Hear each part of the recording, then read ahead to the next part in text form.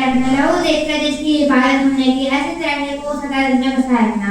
A very happy good evening to all, most respected principals, sir, teachers, guardians, and my dear classmates.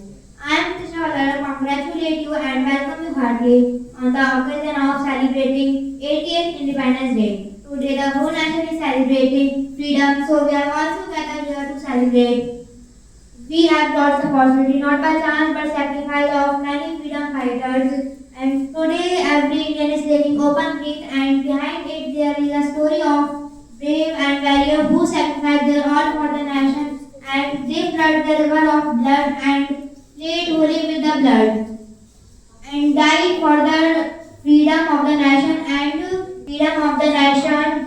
They destroyed the cruel rule of Britishers. 200 years ultimately got freedom on 15 August 1947. And in the last, I would like to pay tribute heartily on in all freedom fighters with the lines. शहीदों की चिताओं पर लगेंगे हर बरस मेले, वतन पर मरने वालों का बाकी है निशान, वतन पर मरने वालों का बाकी है निशान।